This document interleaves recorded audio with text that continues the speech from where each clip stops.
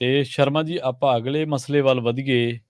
7 ਸਾਲਾਂ ਦੇ ਵਿੱਚ ਕਹਿੰਦੇ ਨਸ਼ਾ ਛਡਾਊ ਕੇਂਦਰਾਂ 'ਚ 9 ਲੱਖ ਬੰਦਾ ਪਹੁੰਚਿਆ। ਪਰ ਜਿਹੜਾ ਇਹਦਾ ਦੂਜਾ ਪਹਿਲੂ ਆ ਉਹ ਇਹ ਕਹਿੰਦਾ ਹੈ ਕਿ ਛੱਡਿਆ ਸਿਰਫ 4800 ਬੰਦੇ ਨੇ। 5000 ਬੰਦੇ ਨੇ ਵੀ ਨਸ਼ਾ ਨਹੀਂ ਛੱਡਿਆ 9 ਲੱਖ ਦੇ ਵਿੱਚੋਂ। ਜੀ। ਬਿਲਕੁਲ ਪ੍ਰਵੀਨ ਜੀ, ਇਹ ਇੱਕ ਰਿਪੋਰਟ ਹੈ ਹੂੰ। ਜਿਹੜੀ ਰਿਪੋਰਟ ਦਮ ਭਰਦੀ ਹੈ ਕਿ ਪੰਜਾਬ 'ਚ ਇਸ ਮੌਕੇ 216 ਡੀ ਐਡਿਕਸ਼ਨ ਸੈਂਟਰ ਨੇ। ਠੀਕ ਹੈ ਜੀ। ਪੰਜਾਬ 'ਚ ਇਸ ਮੌਕੇ 528 ਦੇ ਕਰੀਬ ਔਟ ਕਲੀਨਿਕ ਨੇ। ਹੂੰ। ਤੁਹਾਡੇ ਧਿਆਨ 'ਚ ਹੋਣਾ, ਕਰੋਨਾ ਕਾਲ ਦੇ ਦੌਰਾਨ ਔਟ ਕਲੀਨਿਕਾਂ ਦੇ ਬਾਹਰ ਹੂੰ। ਇੱਕ ਗੋਲੀ ਮਿਲਦੀ ਆ, ਕਿਹੜੀ ਕਹਿੰਦੇ ਉਹਨੂੰ, ਬ੍ਰਿਫਨ ਫੋਨ, ਪਤਾ ਨਹੀਂ ਕੀ ਹੁੰਦੀ ਆ ਨਾ, ਉਹ ਗੋਲੀ ਲੈਣ ਲਈ ਲਾਈਨ ਲੱਗੀ ਸੀ। ਹੂੰ। ਜੀ। ਤੇ ਜ਼ਿਆਦਾਤਰ ਨਸ਼ਾ ਛਡਾਊ ਕੇਂਦਰਾਂ ਦੇ ਵਿੱਚ ਨਸ਼ੇ ਤੋਂ ਹਟਾਉਣ ਦੇ ਲਈ ਇਹ ਗੋਲੀ ਦੀ ਸ਼ੁਰੂਆਤ ਕੀਤੀ ਜਾਂਦੀ ਹੈ। ਜੀ। ਔਰ ਕਈ ਲੋਕ ਜਿਨ੍ਹਾਂ ਦੀ ਤੋੜ ਨਹੀਂ ਮੁੱਕਦੀ ਜਾਂ ਪੈਸਾ ਧੇਲਾ ਮੁੱਕ ਜਾਂਦਾ, ਉਹ ਅੱਧੇ ਤਾਂ ਨਸ਼ਾ ਛਡਾਊ ਕੇਂਦਰ ਇਸ ਗੋਲੀ ਖਾਣ ਦੇ ਚੱਕਰ 'ਚ ਚਲੇ ਜਾਂਦੇ ਨੇ ਕਿ ਚੱਲ ਪੱਕੀ ਗੋਲੀ ਤਾਂ ਮਿਲ ਜਾਊਗੀ ਆਪਾਂ ਨੂੰ ਆਪੇ। ਹਾਂਜੀ। ਹੁਣ ਇਹ ਅੰਕੜੇ ਦੱਸਦੇ ਨੇ ਕਿ ਪੰਜਾਬ ਦੇ ਵਿੱਚ ਨਸ਼ਾ ਛਡਾਉਣ ਦੇ ਨਾਂ ਦੇ ਉੱਤੇ ਕੇਂਦਰਾਂ ਦੇ ਅੰਦਰ ਨਸ਼ੇੜੀਆਂ ਨੂੰ ਨਵੇਂ ਨਸ਼ੇ ਤੇ ਲਾ ਦਿੱਤਾ ਜਾਂਦਾ। ਸਾਰੇ ਇਦਾਂ ਨਹੀਂ ਕਿ ਤਾਂ ਹੀ ਕੁਝ ਛੱਡਣ ਦੀ ਗੱਲ ਕਰ ਰਹੇ ਆਪਾਂ। ਜੇ 4852 ਨੇ ਛੱਡਿਆ ਤਾਂ ਕਿਸੇ ਨੇ ਛਡਾਇਆ ਵੀ ਹੈ। ਪਰ ਜ਼ਿਆਦਾਤਰ ਨਸ਼ਾ ਛਡਾਊ ਕੇਂਦਰ ਅੱਜ ਕੱਲ੍ਹ ਬਦਨਾਮ ਵੀ ਨੇ ਹੈਗੇ ਨੇ। ਔਰ ਨਸ਼ੇੜੀ ਇਸ ਹਵਾਲੇ ਨਾਲ ਵੀ ਜਾਂਦੇ ਨੇ ਕਿ ਠੀਕ ਹੈ, ਇੱਕ ਨਸ਼ਾ ਛੱਡਣ ਲਈ ਸੋਚਦੇ ਨੇ ਪਰ ਦੂਏ ਨਸ਼ੇ ਤੇ ਆਉਂਦੇ ਨੇ। ਉਹਨਾਂ ਨੂੰ ਲੱਗਦਾ ਕਿ ਆਹ ਛੱਡਤਾ, ਹੌਲੀ ਹੌਲੀ ਇਹਦੇ ਪਰ ਆ ਗਏ, ਤੋਂ ਛੱਡ ਕੇ ਆ ਜਾਣਗੇ, ਪਰ ਨਹੀਂ, ਉਹ ਦੂਏ ਦੇ ਆਦੀ ਹੋ ਜਾਂਦੇ ਨੇ।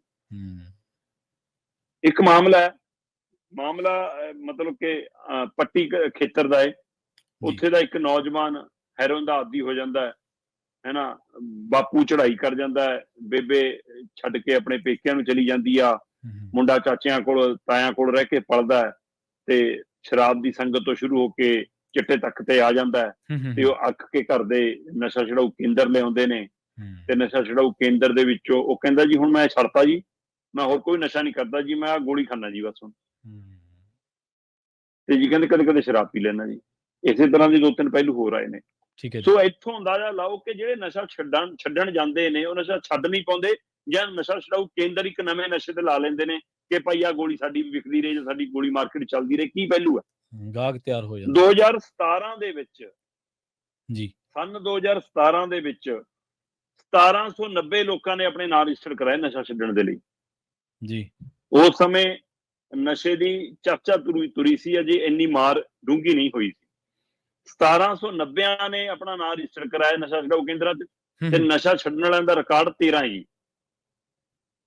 ਠੀਕ ਹੈ। 2018 ਚ 1,20,675 ਲੋਕ ਨਸ਼ਾ ਛਡਾਊ ਕੇਂਦਰਾਂ ਤੱਕ ਪਹੁੰਚੇ। 1,20,675 ਤੇ ਨਸ਼ਾ ਛੱਡਿਆ ਸਿਰਫ 1,074 ਨੇ ਜੀ। 1,20,000 ਚੋਂ 1,074 ਬੰਦੇ ਨਸ਼ਾ ਛੱਡਿਆ। ਇਹ ਵੀ ਵੱਡਾ ਅੰਕੜਾ ਹੈ। 2019 ਦੇ ਵਿੱਚ 2,43,880 ਸਥਿਤੀ ਦੇਖੋ ਕਿੰਨੀ ਭਿਆਨਕ ਹੋ ਰਹੀ ਆ। 17 ਚ 1,790 ਬੰਦੇ ਰਜਿਸਟਰ ਹੋ ਰਹੇ ਨੇ। 19 ਦੇ ਵਿੱਚ 2,43,000 ਬੰਦਾ ਰਜਿਸਟਰ ਕਰਾ ਰਿਹਾ ਨਸ਼ਾ ਛੱਡਣ ਦੀ। 2,43,880 ਠੀਕ ਹੈ। ਲਗਭਗ 2,44,000 2.5 ਲੱਖ ਨੂੰ ਜਾ ਪਹੁੰਚਿਆ ਤੇ ਨਸ਼ਾ ਛੁੱਟਿਆ ਜੀ 1,781 ਦਾ ਸਿਰਫ ਤੇ ਅਗਲੇ ਸਾਲ 2020 ਦੇ ਵਿੱਚ ਨਸ਼ਾ ਛੱਡਣ ਵਾਲੇ ਦੀ ਗਿਣਤੀ 2.5 ਲੱਖ ਨੂੰ ਲਗਭਗ ਪਹੁੰਚ ਗਈ। 2,47,694 ਰਜਿਸਟਰਡ ਹੁੰਦੇ ਨੇ ਤੇ ਨਸ਼ਾ ਛੱਡਣ ਵਾਲੇ ਸਿਰਫ 1,021 ਘਟ ਗਏ ਪਿਛਲੀ ਵਾਰ ਨਾਲੋਂ। ਠੀਕ ਹੈ। ਜਦੋਂ 1,20,000 ਬੰਦਾ ਰਜਿਸਟਰ ਹੁੰਦਾ ਤਾਂ 1,074 ਬੰਦਾ ਛੱਡਦਾ ਹੈ। ਜਦੋਂ 2,43,000 ਹੁੰਦਾ 1,781 ਬੰਦਾ ਨਸ਼ਾ ਛੱਡਦਾ ਹੈ। ਜਦੋਂ 2,47,000 ਹੁੰਦਾ ਗਿਣਤੀ ਵੱਧ ਗਈ ਰਜਿਸਟਰਡ ਬੰਦਿਆਂ ਦੀ, ਪਰ ਨਸ਼ਾ ਛੱਡਣ ਵਾਲੇ ਦੀ ਗਿਣਤੀ 1,021 ਤੇ ਆ ਗਈ ਜੀ। ਅਗਲੇ ਸਾਲ 2021 ਦੇ ਵਿੱਚ 1,26,000 ਬੰਦਾ ਰਜਿਸਟਰਡ ਹੁੰਦਾ ਹੈ। ਲੋਕਾਂ ਦਾ ਨਸ਼ਾ ਛਡਾਊ ਕੇਂਦਰਾਂ ਤੋਂ ਵੀ ਮੋਹ ਭੰਗ ਹੋਣ ਲੱਗ ਗਿਆ। ਕਹਿੰਦੇ ਕਿ ਇੱਥੇ ਵੀ ਕੁਝ ਨਹੀਂ ਹੁੰਦਾ, ਤੰਗ ਕੀਤਾ ਜਾਂਦਾ, ਸੰਗਲ ਪਾ ਲਿਆ, ਕੁੱਟ ਲਏ, ਮਾਰ ਲਏ, ਪੈਸੇ ਵਸੂਲ ਲਏ। 1,26,135 ਲੋਕ ਆਪਣਾ ਨਸ਼ਾ ਛੱਡਣ ਲਈ ਨਸ਼ਾ ਛਡਾਊ ਕੇਂਦਰਾਂ ਤੱਕ ਪਹੁੰਚ ਕਰਦੇ ਨੇ। ਨਸ਼ਾ ਛੁੱਟਦਾ ਸਿਰਫ 168 ਦਾ। ਠੀਕ ਹੈ। 168 ਤੇ 2022 ਦੇ ਵਿੱਚ 1,27,519 ਬੰਦੇ ਨਾਂ ਰਜਿਸਟਰ ਕਰਾਉਂਦੇ ਨੇ ਪਿਛਲੇ ਸਾਲ ਤੇ ਨਸ਼ਾ ਛੁੱਟਦਾ ਸਿਰਫ 47 ਦਾ ਜੀ। ਤੇ 2023 ਦੇ ਵਿੱਚ ਜੂਨ ਮਹੀਨੇ ਤੱਕ 40,000 ਦੇ ਕਰੀਬ ਬੰਦਾ ਰਜਿਸਟਰਡ ਹੋਇਆ ਤੇ ਨਸ਼ਾ ਛੁੱਟਿਆ ਸਿਰਫ 48 ਦਾ। ਸੋ ਇੱਥੋਂ ਅੰਦਾਜ਼ਾ ਲਾ ਲਓ ਕਿ ਕਿਵੇਂ? ਪੰਜਾਬ ਦੇ ਵਿੱਚ ਨਸ਼ੇ ਦੀ ਸਥਿਤੀ ਕਿਹੋ ਜਿਹੀ ਆ। ਇੱਕ ਹੂੰ। ਨਸ਼ਾ ਛੱਡ ਕੇ ਦੂਆ ਨਸ਼ਾ। ਅਜੇ ਵੀ ਸਾਡੇ ਲੋਕ ਸ਼ਰਾਬ ਨੂੰ ਗੁਫਰੀ ਨੌਨ ਫੀਨ ਕਿਹੜੀ ਗੋਲੀ ਹੈ ਜੀ ਗੁਫਰੀ ਇਹਨੂੰ, ਨੋਰਫਿਨ। ਹੈ ਨਾ, ਜੋ ਵੀ ਹੈ ਹਾਂਜੀ। ਇਹ ਗੋਲੀ ਨੂੰ ਤਾਂ ਨਸ਼ਾ ਹੀ ਨਹੀਂ ਮੰਨਦੇ, ਜਦੋਂ ਕਿ ਹੂੰ। ਜ਼ਿਆਦਾਤਰ ਨਸ਼ਾ ਛਡਾਊ ਕੇਂਦਰਾਂ ਚੋਂ ਇਸ ਗੋਲੀ ਦੇ ਨਸ਼ੇੜੀ ਹੋ ਕੇ ਨਿਕਲ ਰਹੇ ਨੇ ਲੋਕ, ਤੇ ਨਾਲ ਹੋਰ ਨਸ਼ੇ ਛੋਟੇ ਮੋਟੇ ਕਰੀ ਜਾਂਦੇ ਨੇ। ਸੋ ਇਹ ਸਾਰਾ ਵਰਤਾਰਾ ਹੈ ਜੀ ਨਸ਼ਾ ਛਡਾਊ ਕੇਂਦਰਾਂ ਦਾ। ਪਰ ਪੰਜਾਬ ਨੂੰ ਚੱਟਾ ਵੀ, ਪੰਜਾਬ ਨੂੰ ਕਾਲਾ ਵੀ, ਤੇ ਪੰਜਾਬ ਨੂੰ ਸ਼ੀਸ਼ੀਆਂ ਵੀ, ਤੇ ਪੰਜਾਬ ਨੂੰ ਪੱਤੇ ਵੀ ਨਿਕਲ ਰਹੇ ਨੇ ਹੂੰ। ਜਨਾਬ। ਜੀ, ਬਿਲਕੁਲ, ਬਿਲਕੁਲ।